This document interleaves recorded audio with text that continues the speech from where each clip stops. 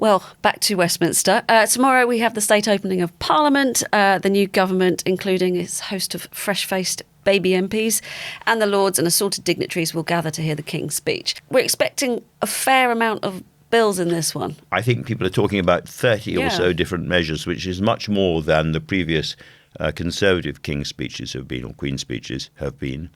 It's a really, really important moment, clearly, because it gives us a sense of the direction of travel for the Starmer government for the first 12 to 18 months or so.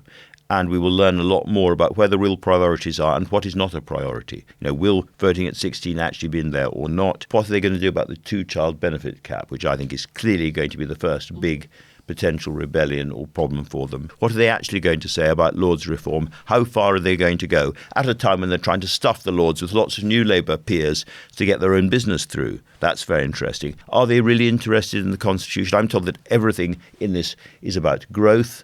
Therefore, how far are they actually going to go in tearing up the old planning controls? Is it going to be as radical as the rhetoric on the election campaign or not? So it's a very, very important moment, not just for Starmer, but for the entire government. I'm sure we'll go through the details of what is in and what's out tomorrow. But what do you expect we might learn from any package about the government, about what they fundamentally believe? That is a really good question. I've been trying to write about this, going back to the old Tony Blair phrase about what is my irreducible core, he once asked, by which we mean the fundamental value system, the fundamental beliefs.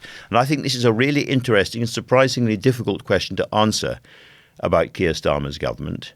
I was first struck by this when I realised that this is the most secular parliament we have ever elected. Some 40% of MPs have chosen not to affirm an oath to God, but to take a secular declaration instead. That's by far bigger than it's ever been before. It was about a quarter, wasn't it? About a quarter last time, and it's now jumped a lot, and apparently it includes half the cabinet.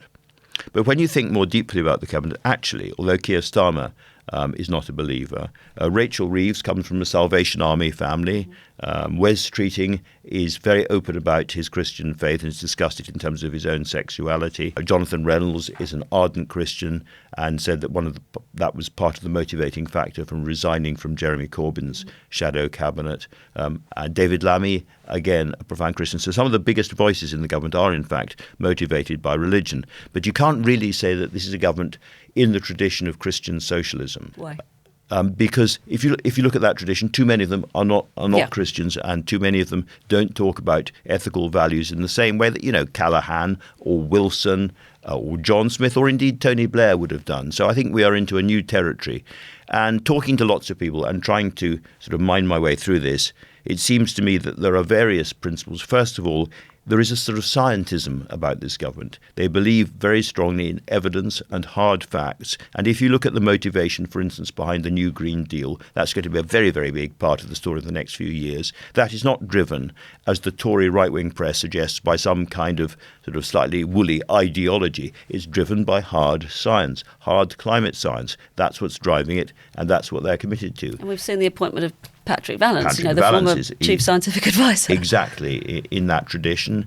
And even beefing up the OBR, for instance, suggests that this is a government which, in strong contradistinction to Mr. Michael Gove, has not had enough of experts. So there's a kind of hard science expertise motivation behind it. There's also what I would call a kind of liberal legal instrumentalism, by which I mean simply a real conviction, and this comes from Starmer, that you can use the law, and you can use the law ever more imaginatively and perhaps aggressively in order to smooth out wrinkles and problems and inequities in society, to reshape society. And that's part of the underlying thinking that I am slightly concerned about, because that's fine if you're using the law which goes completely with the grain of society. But when you're talking about the struggle between women's rights and trans rights, where there is no agreed grain of direction at all, or if you're talking, for instance, about proposals by some people to introduce a specific ban on Islamophobia in all its forms, which would begin to feel like a blasphemy law coming in through the back door. If Islam is going to have a special law to protect it, what about Christianity? What about Hinduism? And so on.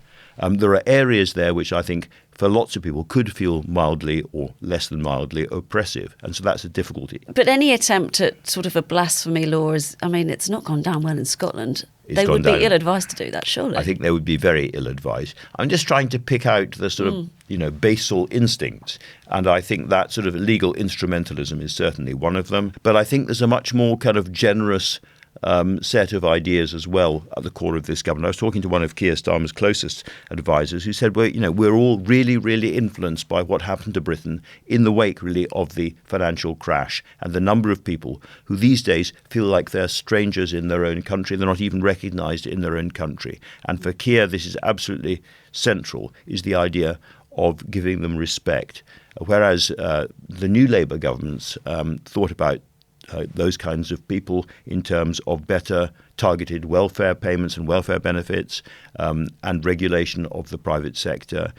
Starmer thinks about employment, ambition, life chances, and above all, respect. The same advisor said to me of Keir Starmer, he said, respect is his equivalent of equality. And I think that's a really pithy, really important signal about what this government is all about. I think that tension between respect and equality is at the centre of the political argument we're going to have for years ahead. But, the King's speech helps us get a bit of a clearer handle on all of this. But to be honest with you, it's going to be which way they jump. In the end, it's only the big moral choices that Keir Starmer and his team make, whether it's on the two-child benefit cap or the tension between saving bits of green England and building more houses, and how they explain those choices. That is how we will eventually come to understand what this government is really about. Can I ask you about religion? Because, as you say, it's the most irreligious parliament we've had, and yet you have some of these big Labour beasts who are very open about their faith. We see this in the States as well. There seems to be, in this country at least, of course religion isn't seen so overtly in politics, but do you think generally the public have a sort of a disrespect for people with faith and think that it's impossible to hold both faith and do the right thing, whatever that means? I feel we don't understand that it's a perfectly rational thing to have faith. I think, how can I speak for the British public, Hannah? But, my impression is that people actually quite like leaders of different kinds who have some kind of belief system, some kind of faith, often a religious faith, and can explain it in clear, human, understandable terms. But they don't necessarily want to go to church themselves. No, Thank you very much. In other words, it's all right for you people, but not for me. This has become one of the most secular societies in the world. But if you look at the England football team, even if they didn't go all the way, very, very driven. It's a fundamentally Christian team. Lots and lots, and of course, it's when I say Christian, I'm really talking about the black Pentecostalist churches to which so many of the younger black players belong.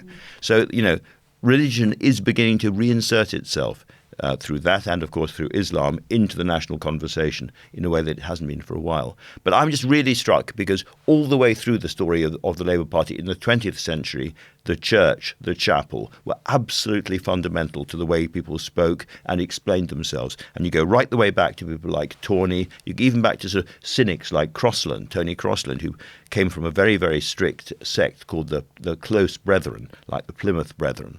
And you go through to the way that Harold Wilson's famous comment about there was more of Methodism than Marx in his politics, and through to Callaghan, and John Smith buried on Iona. It's been a very, very powerful trait, and I think it's as simple as you don't walk past on the other side, and I think it's as simple as it's harder for a camel to go through the eye of needle than for rich sods to avoid their taxes, or whatever the biblical phrase was. It's that kind of basic moral stuff. Yeah, absolutely. So you're not imposing your faith on other people, but it gives you a moral backbone. You're not saying you have to have a belief in the Trinity or anything else. You're just saying these are our kind of basic human values.